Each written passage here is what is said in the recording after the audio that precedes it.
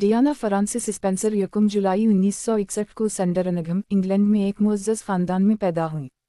उनका बचपन शाहाना था लेकिन जज्बाती मुश्किलात से भी भरा हुआ था, ख़ासतौर पर उनके वालिदैन की अलहदगी के बाद। वो आला दर्जे के स्कूलों में पढ़ी लेकिन हमेशा एक बामकसद ज़िंदगी की ख्वाहिश रखती थीं। 1981 में जब इन्होंने प्रिंस चार्ल्स से शादी की तो उनकी ज़िंदगी बदल गई। उनकी शादी एक आलमी सतह का वाक़या था, लेकिन ये रिश्ता इब्तिदा से ही मुश्किलात का शिकार रहा क्योंकि चार्ल्स का कमीला पार्कर बाउल्स के साथ ताल्लुक़ जारी था। डियाना जज्बाती दबाव और तन्हाई से दोचार थीं। इसके बावजूद वो एक महबूब अवामी शख्सियत बन गईं और रेडर्स आगाही, ज़हनी सेहत और बारूदी सुरंगों के मुतासिरीन जैसे इंसानी हमदर्दी के कामों के लिए खुद को वक्फ कर दिया। डियाना के 2 बेटे थे, प्रिंस विलियम और प्रिंस हैरी, जिन्हें वो बेहद चाहती थीं।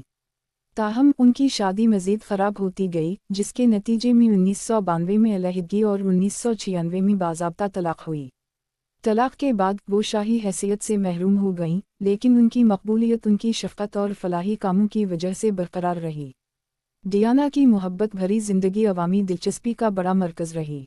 उनका पाकिस्तानी सृजन डॉक्टर हसनात खान के साथ गहरा और खुफिया ताल्लुक़ था, जिनसे वो शादी करना चाहती थीं। लेकिन अवामी ज़िंदगी के दबाव के बाइस 1997 में उनका ताल्लुक़ ख़त्म हो गया।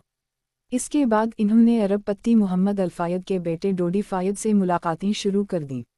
उनके ताल्लुक़ात मीडिया में नुमायां तौर पर ज़ेर बहस रहे और उनकी शादी के इम्कानात पर क़ियास आराई की गईं।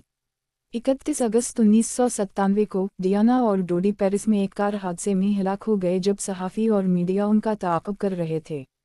उनकी मौत ने दुनिया को सदमे में डाल दिया और मीडिया की जारहाना मदाखलत पर शदीद तनक़ीद की गई।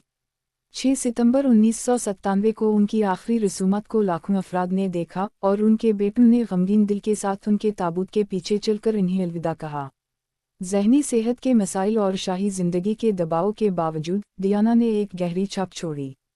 उनकी फलाही खिदमत, हमदर्दी और आम लोगों से जुड़ने की सलाहियत ने इन्हें एक आलमी आइकॉन बना दिया। इनके बेटे उनके फलाही मिशन को आगे बढ़ा रहे हैं, इस बात को यकीनी बनाते हुए कि अवाम की शहज़ादी को कभी फरामोश ना किया जाए।